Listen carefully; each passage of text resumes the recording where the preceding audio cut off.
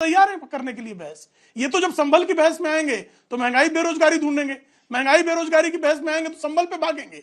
ये इनकी स्थिति है।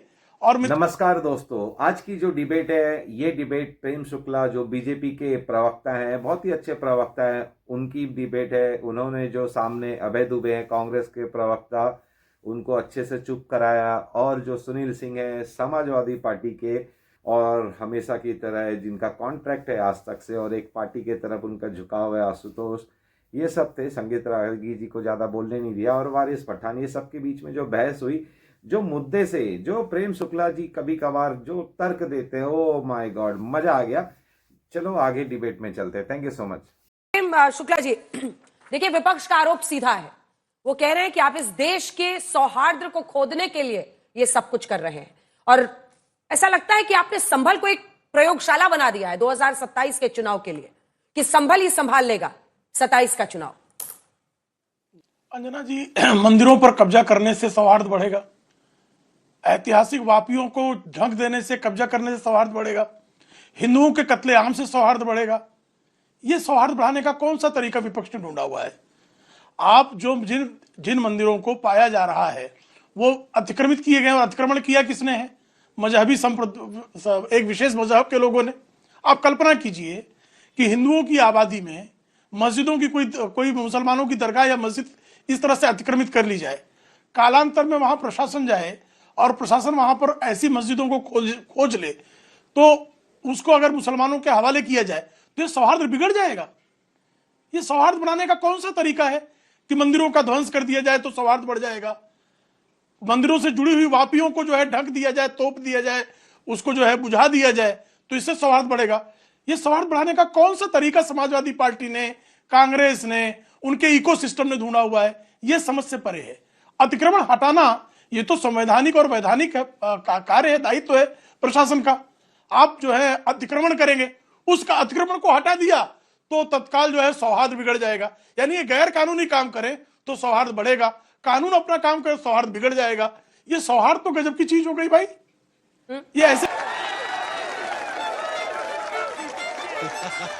कैसे सौहार्द बिगड़ जाता है? अभय दुबे जी, ये क्या तरीका है सौहार्द बनाने और बिगाड़ने का? समझ से परे है जी। अभय दुबे जी, इसका जवाब आप दीजिए, फिर मैं सुनील जी के पास जाऊंगी।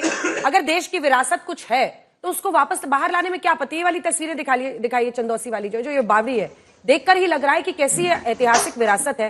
ये मामला अतिक्रमण का है, ये कोई ऐसी विवादित स्थल नहीं है जिस पर कोर्ट में बहस चले। ये देखिए, ये अगर सामने आ रहा है, अतिक्रमण हटाया जा रहा है, तो भाई क्यों ना हो ऐसा?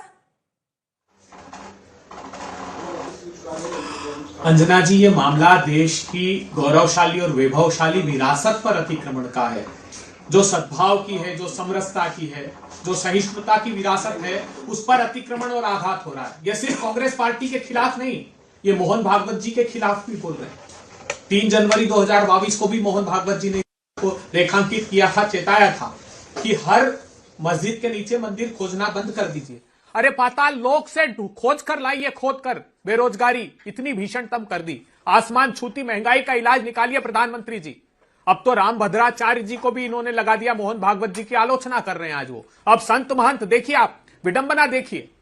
जो बात मोहन भागवत जी ने कही, मुझे लगता है कि प्रधानमंत्री जी के खिलाफ कही, और इस देश की प्रधानमंत्री जी को चाहिए था कि आगे बढ़कर ये बात कहें। वो प्रधानमंत्री जी कहते कि नहीं, हम देश में उन्माद नहीं चाहते, सांप्रदायिक हिंसा नहीं चाहते, हर एक हमारे पवित्र। और मैं तो, मुझे एक बताइए कि ना सिर्फ बिलाल, नईम, अयान, कैफ, इन लोगों की हत्या हुई है संभल में, मस्त जोक मारा या हंस रहे हलकट हंस। लेकिन आपको बहराइच में रामगोपाल मिश्रा की भी हत्या हुई है, और उसी बहराइच से आने वाले दलजीत सिंह को रौंद कर मार डाला जीप के नीचे। वो भी हिंदू थे हमारे लवप्रीत सिंह, 20 साल का, जो जीप से किसान न्याय की मांग कर रहा था, उसको रौंद कर मार डाला। दलजीत सिंह को मार डाला, गुरविंदर सिंह को मार डाला, शुभकरण के सिर में 5 से गोली मार दी। वो हिंदू समाज के नहीं थे। भारतीय जनता पार्टी के सत्ता का स्वार्थ है, कोई सरोकार नहीं इनको। ये धर्म की आस्था नहीं है, ये अधर्मी सत्ता को बचाने की लड़ाई लड़ रहे हैं। इनको बुनियादी जो सवाल देश के हैं उस पर पर्दा डालने के लिए, क्योंकि अब बैसाखियों पर आ गए तो इनको लगता है कि वही शमशान, कब्रिस्तान, दिवाली, रमजान, मंगलसूत्र ये कारगर होगा, इनको ऐसा प्रतीत होता है। अरे हमारी नहीं मानिए, 100 साल हो रहे हैं। जो राष्ट्रीय स्वयंसेवक संघ के उनके प्रमुख की तो मानिए, आपके राष्ट्रीय अध्यक्ष ने कह दिया कि अब संघ की जरूरत नहीं, तो मुझे लगता है संघ के विचारों की भी अब आपको जरूरत नहीं है। अभय जी, ये देश के सद्भाव को मत बिगाड़िए, ये खोद कर देश के देखिए। एक छोटा सा सवाल है सर, आज आप लोगों को मोहन भागवत जी बड़े अच्छे लग रहे हैं और आप लोग उनको कोट कर रहे हैं, लेकिन मैं भी उनके कुछ कोट्स आपको सुनाना चाहती हूं। सितंबर 2023, संघ प्रमुख, हिंदुस्तान एक हिंदू राष्ट्र है, सभी भारतीय हिंदू हैं। जुलाई 2021, सभी भारतीयों का डीएनए एक है, चाहे वो किसी भी धर्म के हों। दिसंबर 2019, जो भारतीय संस्कृति का सम्मान करते हैं वे सब हिंदू हैं। अब आज आपको उनका एक बयान अच्छा लग रहा है, लेकिन वही मोहन भागवत जी ये सब भी बोल रहे थे, तब आपकी नजर में वो विष उगल रहे थे, आज वो अच्छा बोल रहे हैं, तो समझ नहीं आ रहा। गजब बेइज्जती है। देखिए, अच्छे को अच्छा कहना भारत की संस्कृति है और बुरे की समालोचना करना भारत की संस्कृति है। अगर वो अच्छी बात नहीं करेंगे तो ये हमारा दायित्व हमको देश की जनता ने दिया। मुझे बताइए ना, क्या हासिल करना चाहते हैं ये? एक के बाद एक अगर लोगों को मार कर, क्या हिंदू धर्म क्या सिखाता है? जो गाय की पूजा का प्रवर्तन करता है वो मनुष्य की हत्या का समर्थक कैसे हो सकता है? हमने तो गौ माता तक की पूजा का संकल्प लिया। इसका अर्थ है कि हम पशु पक्षी जानवर तक में, पेड़ों तक में भगवान को तलाशते हैं, और मनुष्य की हत्या करना ये हमारा धर्म नहीं हो सकता। ये सिर्फ सत्ता की भूख है। हिंदुओं की पीठ पर पैर रखकर भारतीय जनता पार्टी सत्ता की सीढ़ी चढ़ना चाहती है। ठीक है, मैं आपका यही प्रश्न से पूछूंगी। अयोध्या में आपका ये आरोप है कि हिंदुओं की पीठ पर पैर रखकर बीजेपी सत्ता में रहना चाहती है, लेकिन सुनील जी, वही प्रश्न जो मैंने अभय जी से पूछा था, ये भारत की विरासत है, संस्कृति है। अगर मुस्लिम बहुल इलाकों में अतिक्रमण किया हुआ, आप देखिए ये तस्वीर, मतलब जो भी देखेगा वो 2 सेकंड को रुक जाएगा। ये बावी किस तरह से, मतलब कूड़ा मिट्टी डालकर उसको, मतलब ऐतिहासिक जगह है, उसका क्या हाल किया हुआ है आप देखिए। अब ये अगर अतिक्रमण हटाया जा रहा है तो उसको आप हिंदू मुस्लिम से कैसे जोड़ सकते हैं? वही एक पूरी लिस्ट है, ये वाला नहीं, जो दूसरा भी हिस्सा है, ये सब देखिए, ये अंदर से ये सब खुदाई से निकल रहा है सर। मिट्टी और कूड़ा डाल दिया गया है इस बावड़ी पर, और उसकी पूरी हिस्ट्री ट्रेस हो रही है। क्यों ना वो दिखाए? देखे, एक पूरी लिस्ट है किस किस मंदिर पर वक्फ बोर्ड ने दावा किया। सनातन धर्म मंदिर, दिखा दीजिए जरा, लिस्ट है हमारे पास। प्राचीन मंदिर महावीर एनक्लेव दिल्ली का है, दिल्ली में ही बीके दत्त कॉलोनी में सनातन धर्म मंदिर है। वक्फ बोर्ड ने प्राचीन शिव मंदिर को कह दिया है दिल्ली में। मंदिर मुनीम जी बाग का है, उसमें कह दिया है। कानपुर का मुक्ता देवी मंदिर है। मीरा बाबा मठ अलीगढ़ का मंदिर है। कानिफनाथ मंदिर है अहमदनगर में। लखनऊ में लाल शिवालय कुबड़े बाबा मंदिर है। 250 साल पुराना शिव मंदिर है लखनऊ का। इन सब पर वक्फ बोर्ड ने दावा ठोक दिया है। तब क्यों नहीं आप लोगों की आवाज निकलती है? तब क्यों नहीं लगता है कि सौहार्द बिगाड़ा जा रहा है? देखिए अंजना जी, मुझे लगता है समाजवादी पार्टी हर मामले में अपना पक्ष रखती है। जो सवाल आपने किया है कि देश की विरासत का मामला है, मुझे नहीं लगता है कि देश की विरासत के खिलाफ कोई होगा। लेकिन देश की विरासत क्या है? हमारी सबसे बड़ी विरासत है जो भगवान राम ने रास्ता दिखाया है, जो भगवान श्री कृष्ण ने रास्ता दिखाया है, जो भगवान गौतम बुद्ध ने रास्ता दिखाया है। हमारी विरासत है जो क्रांतिकारियों ने रास्ता दिखाया है। हमारी विरासत है जो गांधी जी ने रास्ता दिखाया है, जो अंबेडकर जी ने रास्ता दिखाया, जो डॉक्टर लोहिया ने रास्ता दिखाया है। उसी विरासत को हम बचाने का प्रयास कर रहे हैं। और हम प्रयास कर रहे हैं कि अगर दुनिया का सबसे बड़ा लोकतांत्रिक देश है हमारा, और दुनिया में भारत की यही पहचान है कि कितने धर्म, कितनी जातियां, कितने रंग रूप के लोग, कितने वेशभूषा के लोग, कितनी भाषाओं के लोग एक साथ संकल्पित होकर के भारत के लिए, भारत माता के लिए अगर काम कर रहे हैं, भारत को आगे ले जाने के लिए काम कर रहे हैं, तो उस विरासत को बिगाड़ कौन रहा है? उस विरासत को बिगाड़ रही भारतीय जनता पार्टी। धर्म के नाम पर, जाति के नाम पर नफरत फैला करके। भगवान राम पर आपकी भी आस्था हो सकती है, लेकिन आपकी आस्था भगवान राम के नाम पर चंदा की ज्यादा है। आपकी आस्था भगवान राम से ज्यादा उनके नाम पर जमीन घोटाले की है। आपकी आस्था क्या भगवान राम के रास्ते पर है? और अगर रास्ते पर है तो उन्होंने तो सबरी के जूठे बेर खाए थे, केवट को गले लगाया था, केवट को राजा बनाया था। आप तो महामहिम राम गोविंद जी को भी मंदिर में नहीं घुसने देते। मानिए हमारे यहाँ ऐसा ही होता है। शेर की सवारी आरएसएस कर रहा था, वही अब उनको खाने को तैयार है। उनका कहना है कि बहुत बड़ा डिविएशन है आप लोगों की जो सोच और विचारधारा है, संकट काल है आप लोगों की हिंदुत्व की परिभाषा में। प्रेम शुक्ला जी, अभय जी का यह सवाल था कि आप नौकरियों से, असल मुद्दों से लोगों को भगाना चाहते हैं, इसलिए आप ये कह रहे हैं। दूसरी तरफ सुनील जी का ये सवाल था कि वही कि दवाई की नहीं खुदाई करते रहिए, और कह रहे हैं वारिस साहब कि आप मतलब सब काम छोड़ दीजिए, सारा पैसा लगाइए, हर जगह बस बावड़ी मंदिर यही सब खोदते और खोलते रहिए। चलो भाई देखो अब मैं क्या करता हूँ।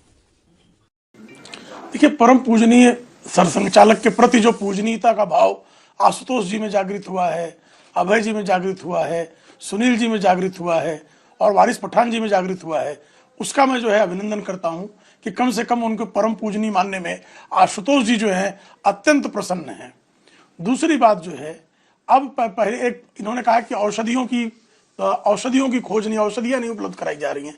श्रीमान जी, भारत अकेला देश है जिसने 2 वैक्सीन्स का कोरोना काल में जो है न केवल अन्वेषण किया, बल्कि समग्र भारतीयों को जो चाहते थे उनका वैक्सीनेशन करने का काम किया।